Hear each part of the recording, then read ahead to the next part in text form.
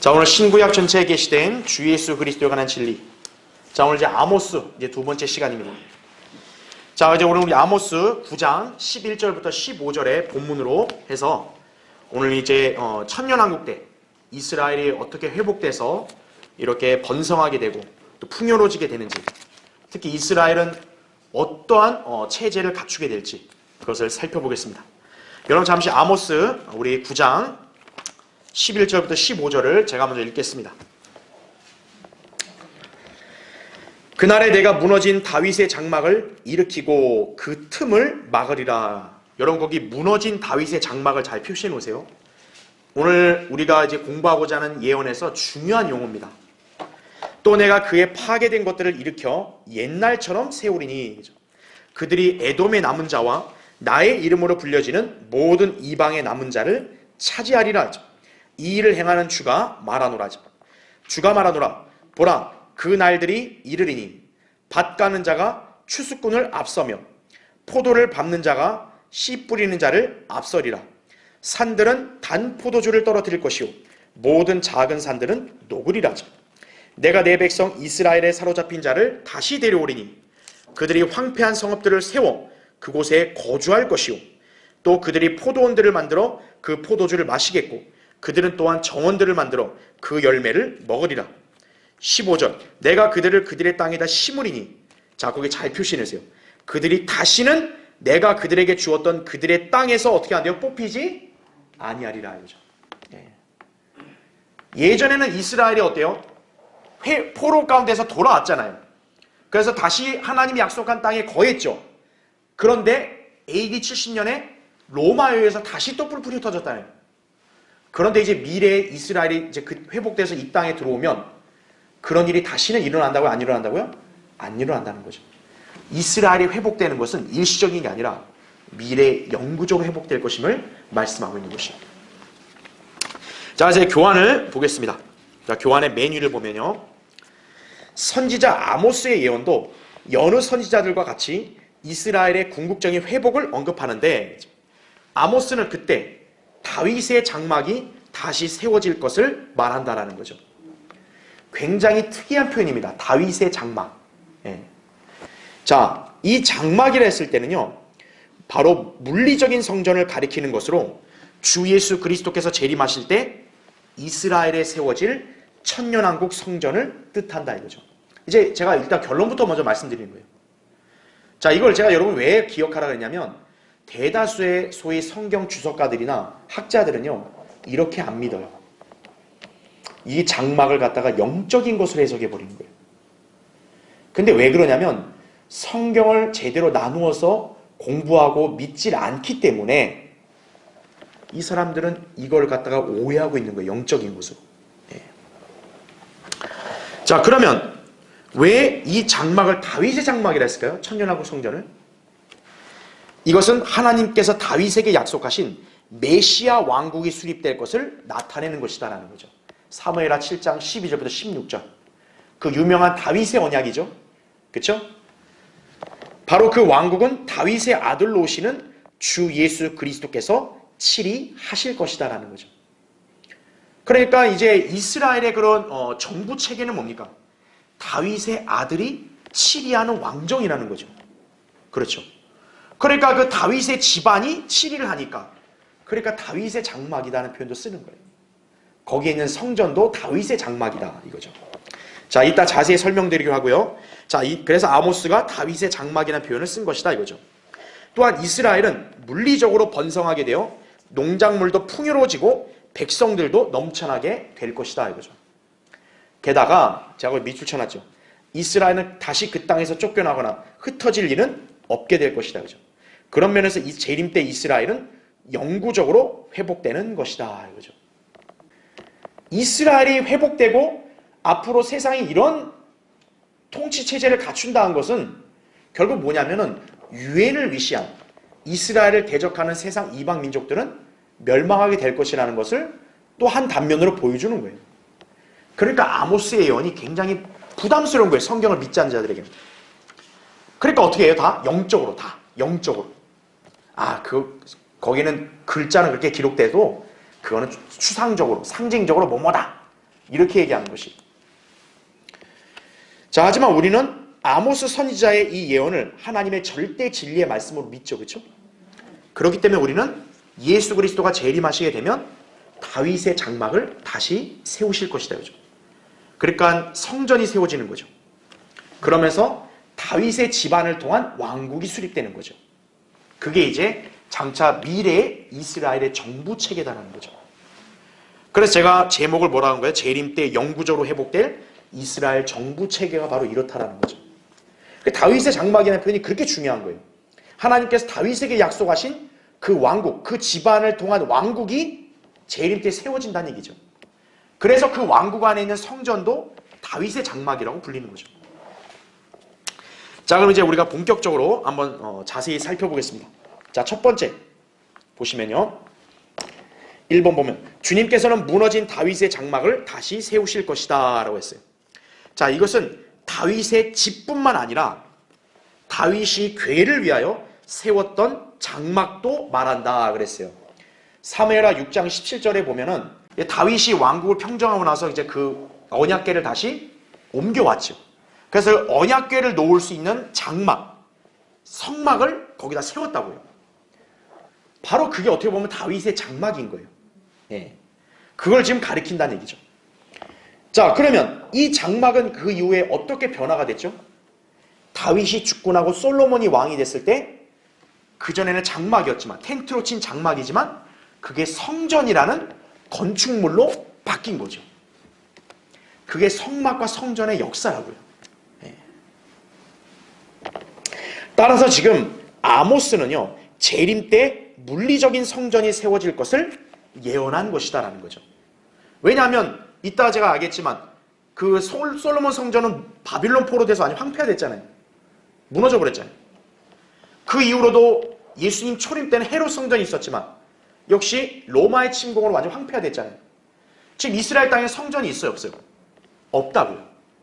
그런데 이 아모스 예언에 따르면 이제 장차 주님이 재림하시면 쓰러졌던 그 무너졌던 다윗의 장막을 다시 일으켜 세운다는 거죠.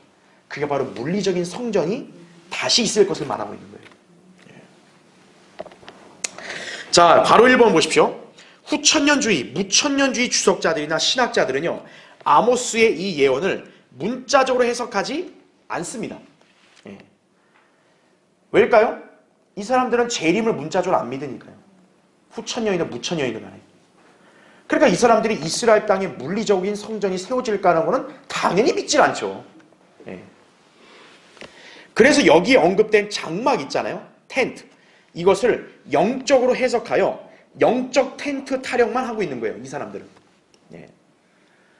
그리고 좀 삐뚤어진 사람들은 이걸 이제 막 마치 오늘날 교회와 연관 있는 것으로만 해석해 버린다고요. 예. 그러니까 엉망이 돼버린 거죠. 이것은 그들이 그리스도의 재림과 천년왕국을 문자적으로 믿지 않는 것과 바로 관련이 있다는 거죠. 그래서 전천년주의 신앙이 왜 중요하냐면 전천년주의 신앙을 가진 사람만이 아모스가 말한 이 다윗의 장막이 세워진다는 것도 올바로 알고 믿을 수 있는 거예요. 네. 재림과 휴거, 천년왕국을 문자 그대로 믿지 않는 사람들은 이 아모스 예언을 올바로 해석할 수 없는 거예요. 왜 말이 안 되거든요, 이게. 바로 2번 보세요. 특히 배교한 학자들이나 신학교 교수진들은 장막을 성막과 혼동을 합니다. 또 성전이 성막과 같은 종류에 속한다는 사실에도 무지하다라는 거죠. 두 용어들이 분명 서로 다르기 때문에 그들은 두 용어가 성경의 용례에서도 다르다고 오해하기 때문에 그런 것이에요. 자, 그럼 이건 한번 설명을 좀 드릴게요. 자, 장막은요, 영어로도 분명히 달라요. 텐트입니다. 그래서 우리가 천막이란 말 쓰잖아요. 천막. 이렇게 장막. 자, 근데 성막은 영어로 뭐냐면 태버너클이에요. 그러니까 분명히 우리말로도 영어로도 어때요? 용어가 다르니까 학자들은 이게 서로 다른 것으로 생각한다 이거죠. 예. 그런데 구약에서 이제 하나님께 제사 드리는 기능이 있죠. 제사 드리는 장소라는 개념을 갖고 용어를 쓸 때는요, 이 장막과 성막을 어때요? 동일하게 봅니다. 동일하게. 그래서 출애굽기 40장에 보면 이제 모세가 이제 성막을 세웠잖아요. 그거를 또 뭐라고 기록하고 있냐면 성경에서 또 장막이라고도 표현을 해요. 그래서 구약에서 이제 성막을 얘기할 때, 성막이 이제 보통 모세 때 만들어진 거 아니에요. 하나님께서 모세에게 모양을 보여줘서 성막을 짓고 그 안에 성소, 지성소를 만들어서 거기서 하나님 앞에 지성소에 가서 제사 드리는 거. 이거를 이제 그 기능을 하는 장소가 성막이었잖아요. 그런데 출애굽기 40장 15절에 보면은 그걸 장막이라고도 표현한다 이거죠. 주님의 영광이, 구름이 장막을 채운다고 말해요. 성막을 채워서 주님의 영광이 그 장막을 채운다 이렇게 말해요. 그러니까 성령님께서는 장막과 성막을 혼용해 쓰신 거예요. 왜? 동일한 개념이다 이거죠. 민수기 9장 15절도 마찬가지로. 그 장막과 성막은 똑같은 개념이다라는 거죠. 무슨 개념이냐? 하나님 앞에 제사 드리는 장소로 하나님이 따로 지정해서 세운 건축물이다라는 거죠. 그래서 제사 드리는 장소이자 건축물로서 어때요? 장막과 성막은 동일한 거다라는 거예요. 용어는 다르지만. 그래서 이게 어떻게 바뀌었다라는 거예요? 장막과 성막, 모세 때 성막이 있었죠? 그게 이제 쭉 이어지다가 이제 어떻게 되냐? 솔로몬 때. 그렇죠. 솔로몬 때는 이게 뭐로 바뀌었다는 거죠? 이게 바로 성전으로 바뀐 거죠. 성전. 우리가 영어로 아는 템플. 성전으로 바뀐 거예요. 예. 그래서 성막이 성전으로 대체가 된 거예요. 이게 어떻게 보면 구약에서 하나님께 제사 드리는 장소, 지정된 장소의 건축물인 역사인 거예요. 그래서 이제 솔로몬을 통해서 이제 그 딱 건축된 그 조형물 있기 전에는 임시로 막을 친 거다 이거죠. 그러니까 성막과 장막은 동일한 개념이에요. 근데 학자들은 이것도 구분 못 한다는 거예요. 이것도. 그러니까 여러분은 그걸 기억하셔야 한다는 거예요. 자, 그 다음에가 뭐냐면 성막에서 성전으로 바뀌었잖아요. 그런데 성경에 보면요, 솔로몬 때 성전이 지어지기 전에 이때도 성막을 뭘로 표현했냐면 얘를 성전이라고도 표현했어요. 특히 다윗이 장막을 짓기 전에도 이따 보겠지만 사무엘상에 보면은 성막을 또 뭐라고 지칭한다고요? 성전으로 지칭한다고요. 그래서 성경에서는 성막과 성전도 역시 같은 개념으로 쓰이는 거예요. 네. 자, 그렇게 본다면 우리가 이제 어떻게 해석할 수 있겠어요? 아모스 예언에 따라 다윗의 장막이라 했을 때는 다윗의 성막이 되겠고, 그게 성막이 성전을 가리킨다면 바로 솔로몬의 성전이다. 이유가 이렇게 해석할 수 있는 거예요. 그래서 제가 장막을 물리적인 성전이라고 말한 이유가 바로 그거예요. 왜? 성경에서는 성막과 성전을 동일하게 얘기하니까. 예. 그러니까 건축물이 다르고 그러다 해서 이거를 딱 분리시키면 안 된다는 거예요. 둘 다 구약에서 어떤 거예요? 동일한 개념인 거예요. 왜요? 어쨌든 성막 텐트로 쳤든 건축물로 만들어졌든 결국 하나님께서 그 안에 임재하시니까, 주님이 결국 여기에 거하시니까 주님이 거하는 전이다. 그래서 성전, 성막 다 똑같은 개념을 쓰이는 거예요. 그러니까 우리는 건축물이 다르다는 개념으로 이렇게 용어를 달리 쓰지만 사실 텐트나 태버너클, 템플을 다 뭐라는 거예요? 전부 하나님께 경배드리는, 제사드리는 구약시대의 장소라는 거죠. 그래서 똑같다라는 거예요. 그렇기 때문에 다윗의 장막이라 했을 때도 그게 무슨 영적이거나 무슨 텐트 이게 아니라 바로 성막, 성전과 같은 개념이다라는 거예요. 자, 그럼 이제 한번 우리가 성경을 찾아보겠습니다. 여러분 사무엘상 한번 보세요. 사무엘상 1장 9절. 사무엘상 1장 거기에 9절을 보시면요. 그래야 그들이 실로에서 먹고 마신 후에 한나가 일어나더라. 그때 제사장 엘리가, 잘 보세요. 표현이 뭐라 나왔어요? 주에 뭐라 그래요? 성전 기둥 옆자리에 앉아있는데 이렇게 나옵니다. 여기 엘리 제사장 있을 때 성전이 있었어요? 없었죠. 막 이런 건축물이, 인공적인 건축물이 없었다고요. 그럼 여기서 성전이라 했을 때 당연히 뭘 가리키는 거겠어요? 성막을 가리키는 거죠. 장막을 가리키는 거죠. 그러니까 다윗이 있기 훨씬 전부터 성령님께서는 성막도 뭐라고 표현한 거예요? 성전이라고 표현한 거예요.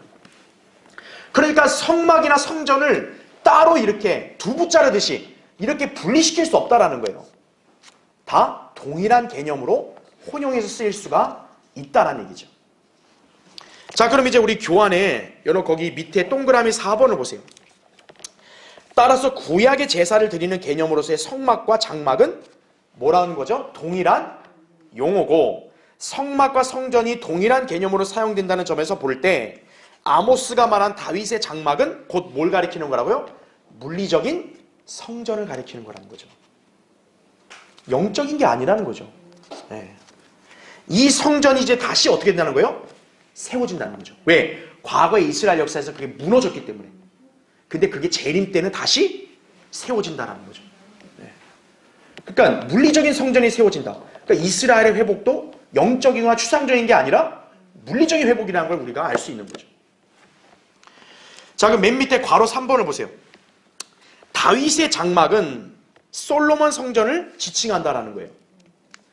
그렇죠? 제가 아까 장막이 성전과 동일한 개념이라 했죠? 그러니까 다윗의 장막은 다윗이 있을 때 그 궤를 놨던 그 텐트만 말하는 게 아니고 그게 솔로몬 때 성전으로 바뀌었잖아요. 그것도 다윗의 장막을 가리킨다라는 거예요. 자, 그런데 왜 성경에서는 그럼 다윗의 장막이라 했을까요? 약간 의아스럽잖아요? 솔로몬 때 성전이니까 그러면 성령님께서 솔로몬의 성전을 다시 이렇게 세울 것이며 이렇게 말하면 될 텐데 왜 그걸 다윗의 장막이라 했을까요, 그러면? 일단 표면적으로 보면요. 비록 그 성전이 솔로몬 때 완공되었지만 사실 그 성전을 세우고자 하는 열망을 갖고 계획을 세우며 필요한 건축 재료를 준비했던 인물은 누구였기 때문에 그런 거예요? 다윗이었기 때문에 그런 거죠. 어찌 보면 솔로몬은 다윗이 모든 준비 과정과 체계를 다 갖춘 상태에서 그냥 실행을 한 것뿐이죠. 사실 주님이 거하실 전을 만들고 싶다는 열망을 가진 사람은 다윗이었어요. 다만 하나님께서는 다윗에게 그걸 허락하지 않았죠. 왜? 너는 피를 너무 많이 묻혔다라는 거죠.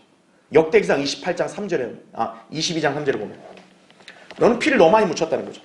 28장인지 뭐는 헷갈리네. 어쨌든요. 거기 나옵니다. 그래서 다윗은 손에 피를 많이 묻혔기 때문에 하나님께서 그 거룩한 성전을 네가 지을 수는 없다는 거죠. 그 대신 너의 아들이 그걸 짓게 될 것이다. 이제 그 지시를 받았기 때문에 다윗은 이제 자기가 짓는 게 아니라 자기 아들이 짓는 거고 대신 자기는 자기 아들이 그 일을 완수할 수 있도록 최선을 다해 도운 거죠. 예. 그렇기 때문에 이 솔로몬 성전은 다윗의 장막이라 불리기에도 손색이 없다는 거죠. 예. 다윗 때부터 다 계획을 갖추고 준비된 거니까. 자, 그럼 이제 그 다음 페이지 보세요. 자, 괄호 4번 메뉴를 보면 그런데 그 성전을 다윗의 장막이라고 칭하는 것은요. 좀 더 심오한 의미가 있습니다. 그게 뭐냐면 하나님께서 다윗과 맺은 언약과 관련이 있는 거예요. 이게. 그래서 제가 여러분 거기 사무엘하 7장 12절 13절 교환에다 표시해놨죠. 이제 이게 하나님께서 다윗에게 약속하신 언약이에요. 그래서 거기 보면 내가 내 몸에서 나올 곧 내 뒤에 올 내 씨를 세우고 이렇게 나오죠. 그러면서 보세요. 내가 그의 왕국을 어떻게 한대요? 견고하게 하리라.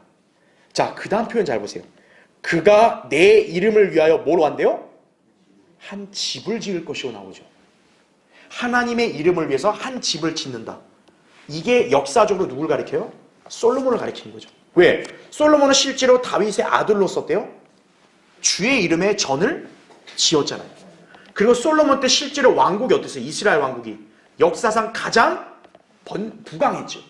예, 견고했죠. 그래서 거기 동그라미 1번 보세요. 다윗의 아들이 한 집, 즉 성전을 짓는다고 했는데 부분적으로는 솔로몬 때 성취되었다라는 거죠. 그러나 다윗의 언약은 솔로몬 때 다 성취 안 됐죠. 왜냐하면 솔로몬은 결국 배교해버렸잖아요. 왕국은 찢어졌잖아요. 그리고 이후에 다윗의 왕국도 무너졌잖아요. 결국. 자, 궁극적으로 다윗의 언약은 언제 성취가 되는 거예요? 다윗의 아들이신 메시아, 예수 그리스도가 오실 때 이제 이게 성취가 되는 거죠. 자, 여기에는 다윗의 왕국의 보좌만이 아니라 한 집, 곧 뭐도 포함된다고요? 성전도 포함된다는 거죠. 그러다 보니 이 전을 그래서 다윗의 성막이라고도 볼 수 있다라는 거죠. 그래서 아모스가 이것을 다윗의 장막이라고 부른 거예요. 예. 왜냐하면 하나님께서 다윗을 통해서 너의 집안이 이스라엘의 왕국을 통치할 집안이 될 거라고 했죠. 예. 그러니까 그 왕국 안에 있는 성전도 다윗의 집안 안에 속하기 때문에 다윗의 장막이라고 그런 거죠. 그래서 예수 그리스도가 그 왕국을 이어받으시고 통치하시려면 반드시 누구의 아들로 와야 되는 거예요? 다윗의 아들로 와야 되는 거예요. 그래서 동그라미 2번 보세요. 따라서 주 예수 그리스도께서 재림하시면 그 다윗의 장막, 솔로몬 성전이 어때요? 다시 세워질 것이라는 거죠. 우리는 이것을 그래서 무슨 성전이라 부른다는 거죠? 천년 왕국 성전이라 부른다는 거죠. 그래서 이 성전은 솔로몬의 성전보다 규모가 훨씬 더 크다라는 거예요. 그래서 거기 학계 2장 9절 그 말씀 나오죠. 이 나중 집의 영광이 먼저 집의 영광보다 더 크리라 나옵니다. 만군의 주가 말하노라 이곳에 내가 화평을 주리라 이렇게 나오죠. 여기서 나중 집이 바로 뭘 가리키는 거예요? 천년 왕국 성전을 가리키는 거예요. 먼저 집은 뭘 가리키는 거예요? 솔로몬 성전을 가리키는 거예요. 그러니까 솔로몬이 그리스도의 예표긴 하지만 결국 실체는 예수 그리스도 아니겠어요? 그렇죠? 그러니까 솔로몬 성전도 분명 웅장하지만 궁극적으로 뭐예요? 예수 그리스도께서 오셔서 세우실 그 천년왕국 성전이 훨씬 더 웅장하고 영광스럽다는 거죠. 그게 나중집이라는 거예요. 나중집. 예. 그러니까 패턴이 똑같죠. 솔로몬도 어때요? 신분이 다윗의 아들 아니에요. 다윗의 아들이 주님의 이름에 전을 졌어요. 마찬가지로 다윗의 아들인 예수 그리스도도 성전을 지으시는 거죠. 그게 바로 그 동일한 선상에서의 다윗의 장막이라 부르는 거예요.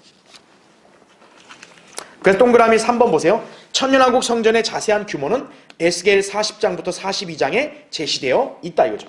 만약 이 성전이 소위 배교한 후천년주의자, 무천년주의자들의 주장대로 영적이라면 구태여 성경에서 이렇게 자세히 묘사할 이유가 있겠는가 이거예요. 그렇죠 여러분.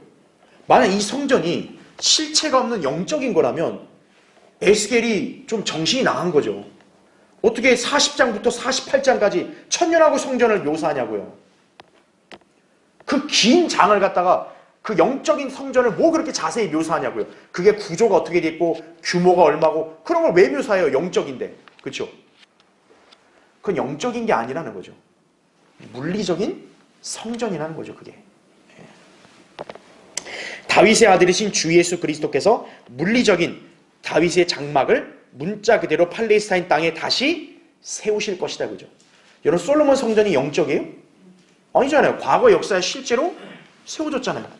마찬가지로 예수 그리스도가 재림 때 세울 천년왕국 성전도 문자 그대로 팔레스타인 땅에 세워지는 거라고요.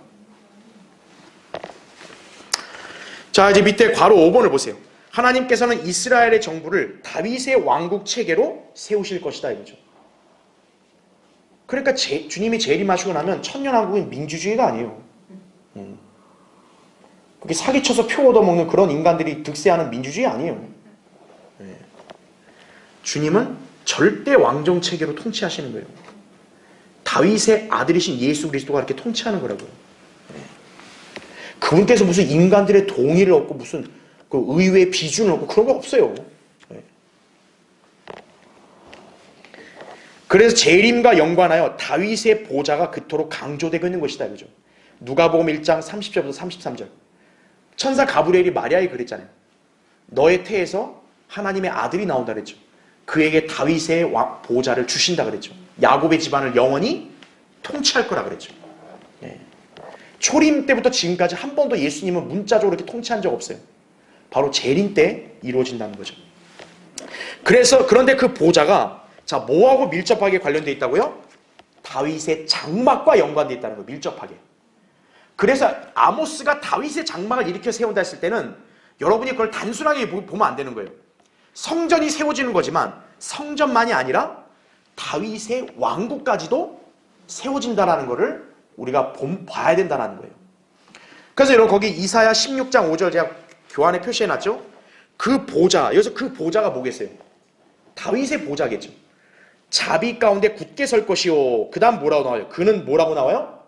다윗의 장막에서 심판하며 공의를 찾고 의를 신속히 행하며 참으로 그 위에 앉으시리라 이렇게 나오죠. 주님이 심판을 어디서 한다고요? 다윗의 장막. 그죠? 장막이라 나오잖아요. 그러니까 아모스가 다시 쓰러진 다윗의 장막을 일으킨다 했을 때는 다윗의 왕국과도 연관되어 있다는 걸 기억하셔야 되는 거예요. 성전 플러스 왕국까지. 왜냐면 어차피 다윗 때도 어때요? 다윗의 장막은 그때 있었잖아요. 왕국에도. 그게 다시 천년왕국 때는 문자적으로 재현될 거란 얘기죠. 물론 그 규모나 영광은 비교가 안 되지만, 그렇죠?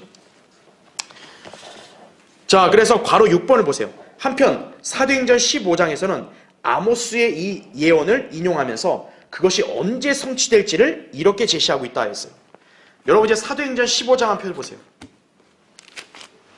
여러분 거기 사도행전 15장 16절 한번 보세요. 지금 이 사도행전 15장 이건요, 예수님의 육신의 동생인 야고보가 예루살렘 때 이제 이거 지금 얘기하고 있는 거거든요. 그런데 이 야고보가 지금 아모스 예언을 인용하고 있어요. 그래서 거기 16절 보세요. 2일 후에 내가 다시 돌아와서 쓰러진 다윗의 장막을 다시 세울 것이며 또 거기에 파괴된 것들을 다시 세워 일으키리라 이렇게 나오죠. 자, 그럼 잘 보세요. 자, 다윗 때는 장막이 있었단 말이에요. 주의 언약궤를 이렇게 모셔놓는 장막이 있었고, 솔로몬 때 이게 이제 성전으로 바뀐 거죠. 그렇죠? 그런데 이게 결국 파괴가 됐잖아요. 그 이후에는 이후에는 이게 파괴가 됐단 말이에요. 그렇죠? 그런데 지금 여기 보니까 우리가 아모스 9장 11절 읽을 때는 그때라고 하고, 지금 사도행전 15장 읽을 때는 무슨 표현이 나와요? 2일 후에라는 말이 나옵니다.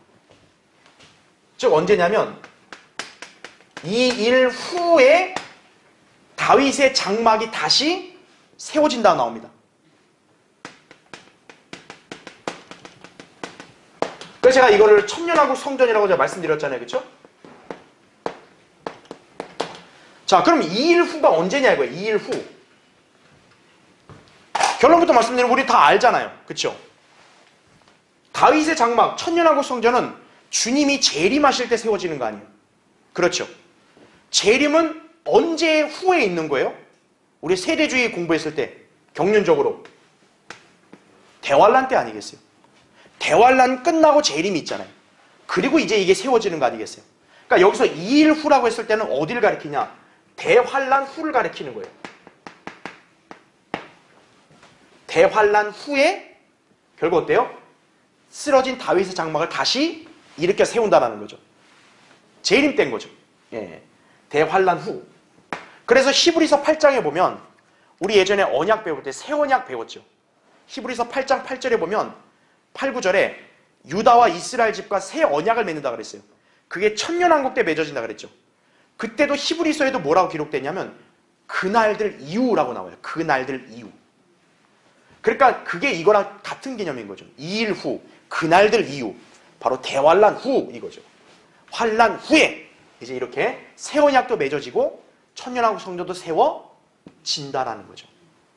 그러니까 사도행전 15장에서 인용할 때는 2일 후라는 표현을 쓴 이유가 왜 그러냐면 성령님께서는 이게 교리적으로, 예언적으로는 이 시기 이후에 있을 거라는 거를 성령님이 다시 한번 가르쳐 준 거예요. 왜 그렇게 하셔야 됐냐면 야고보가 지금 이 사도행전을 인용할 때는 사실 야고보의 의도는 뭐냐면 이따 얘기하겠지만 교회 시대 이방인들의 구원을 얘기하려고 한 거거든요. 그런데 이제 구약의 예언을 찾다가 이거를 인용하는 거예요. 아모스 예언을. 그러니까 이따 볼 거예요. 이방인들이 이제 구원받아 불러냄 받는 것이 교회 시대도 있지만 언제도 있다? 천년왕국 때도 있다라는 거죠. 그러니까 성령님은 아모스에게 천년왕국 때 아모스 예언을 인용하게 하신 거예요. 왜? 영적으로 적용할 수 있으니까. 하지만 교리적으로 뭐라는 거예요? 이 다윗의 장막이 세워지는 거는 환란 후다 이거죠.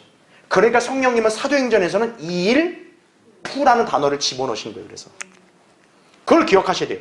그걸 이해 못 해가지고 대다수의 교회들이 사도행전 15장에도 아모스 이 예언이 나오니까 아 이거는 교회 시대다 이렇게 못을 박는 거예요. 그래서 그걸 오해하면 안 된다는 거예요. 그렇죠? 자 이제 그래서 여러분 거기 괄호 7번 다윗의 보좌와 솔로몬 성전은 이미 유다가 바빌론의 침공으로 패망할 때 무너졌다 이거죠. 예레미야 22장 30절에 보면 무너졌잖아요. 그렇죠? 비록 그리스도의 초림 때 헤롯 성전이 재건되었다고는 하나 로마의 침공으로 완전히 황폐화되었다 이죠. 그러나 하나님 말씀은 반드시 성취된다 이죠. 예수 그리스도께서 재림하시면 마침내 예언대로 다윗의 보좌에 앉아 통치하심으로써 다윗에게 약속된 왕국이 수립될 것이고, 그렇죠? 문자적인 성전이 어떻게 돼요? 재건될 것이다죠. 이때서야 비로소 무너진 다윗의 장막이 다시 일으켜지는 것이에요. 아모스 예언은 바로 그걸 가리킨다. 여러분 딱 그걸 기억하시면 됩니다. 자, 그 다음에 여러분 이제 거기 2번을 보세요. 두 번째. 자, 이스라엘은 지상의 다른 모든 국가를 통치하는 어떤 국가요?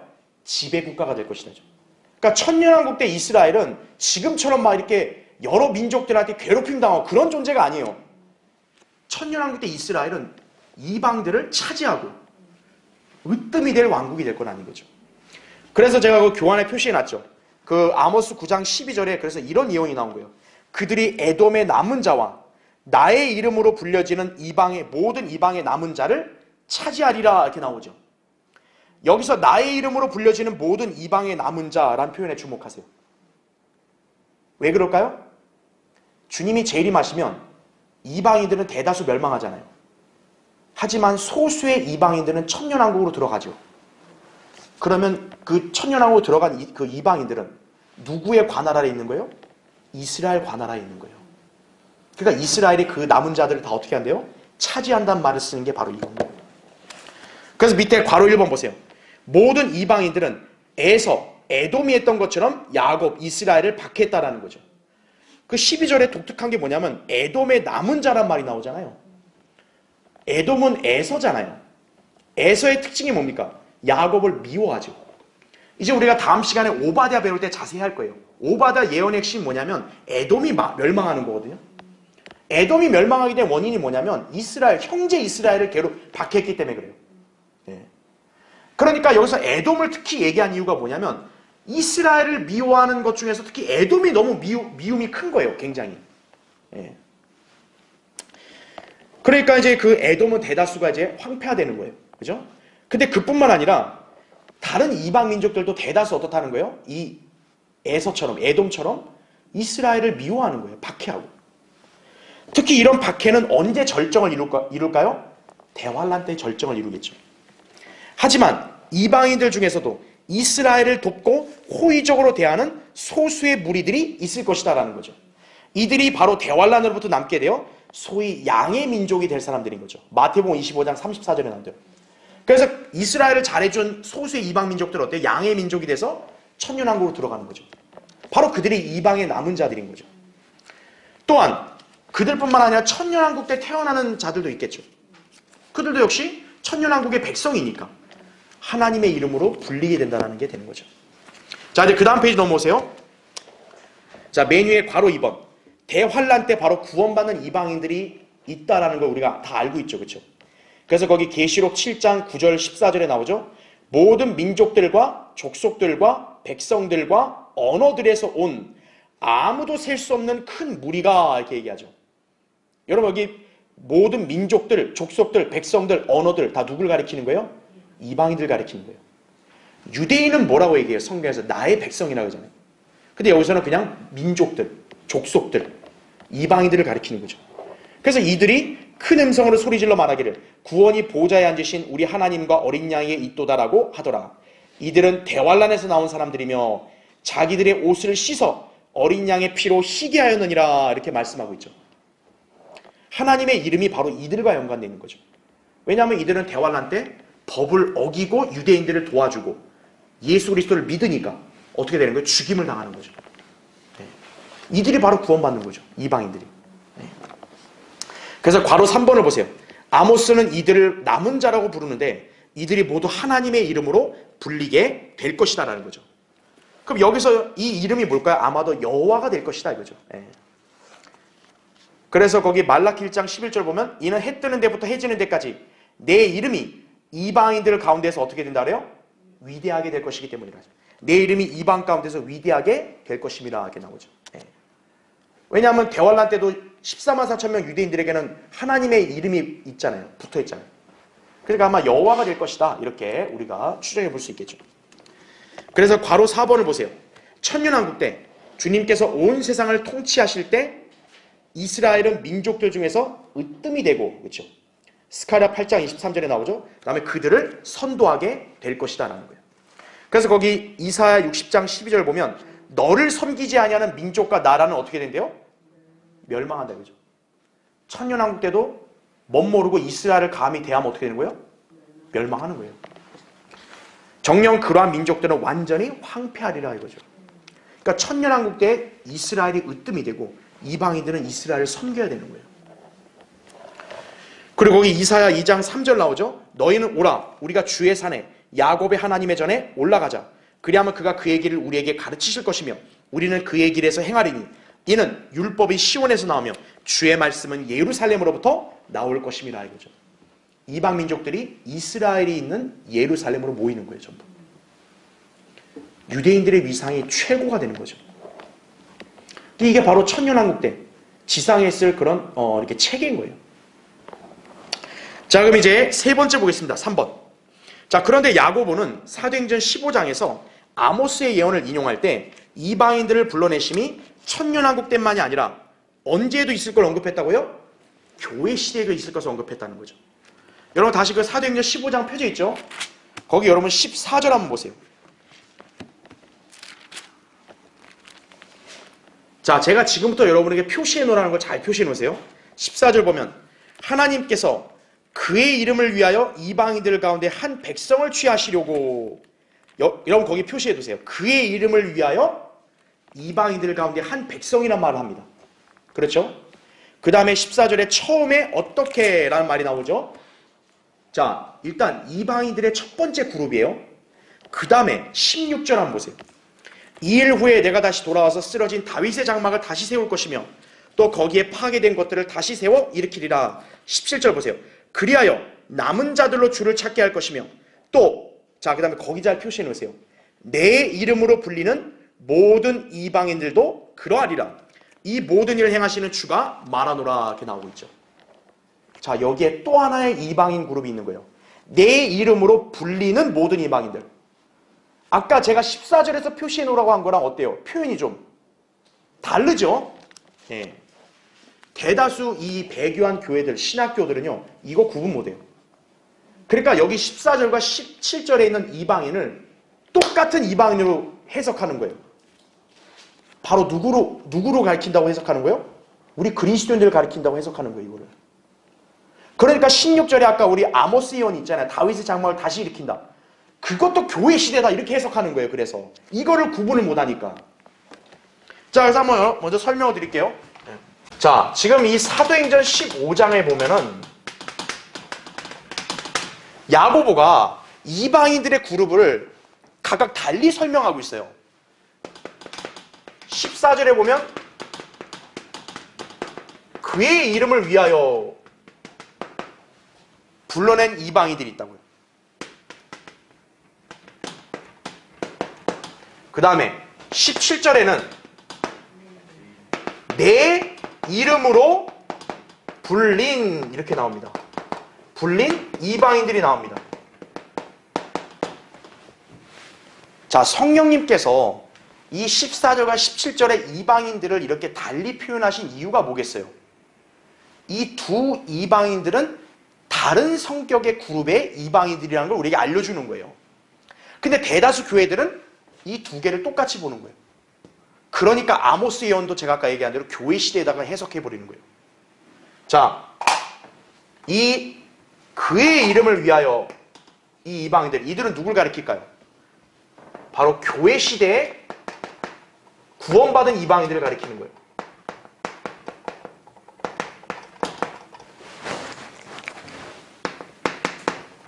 바로 그리스도인들이죠. 그렇죠? 그리스도인들. 네. 교회 시대 구원받은 이방인을 가리키는 거예요.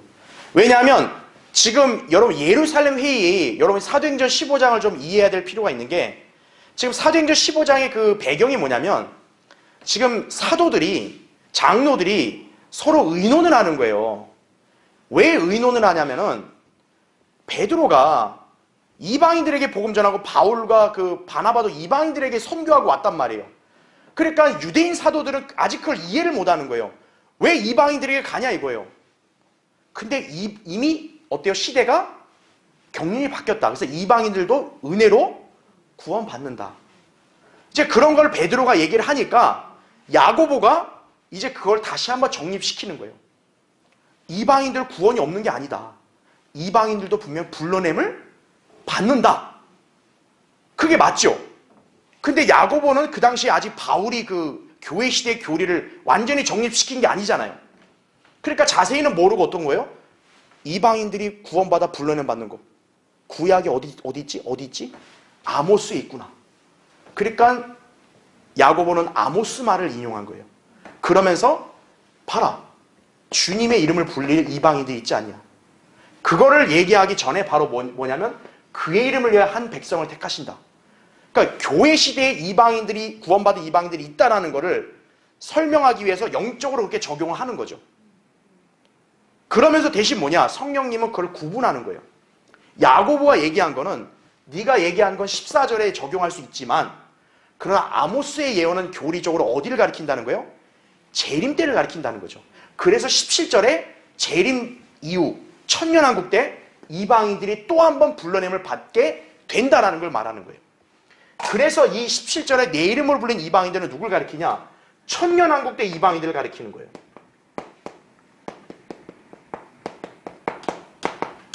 자, 그래서 여러분들이 이걸 다시 한번 정리하면 돼요. 아하, 이방인의 불러냄은 교회 시대만 있는 게 아니라는 거예요. 이방인들이 구원받는 건 교회 시대만 있는 게 아니라 미래에 한 번 더 있다는 거죠. 언제요? 천년왕국 때. 그럼 천년왕국 때 이들이 왜 불러냄 받겠어요? 대환란 때 구원받았으니까. 아까 제가 얘기한 대로 이스라엘 민족 잘 대해주고 그리고 적그리스도에게 동조 안 하고 그런 이방인들은 어떤 거예요? 천년왕국 때 왕국으로 들어가는 거죠.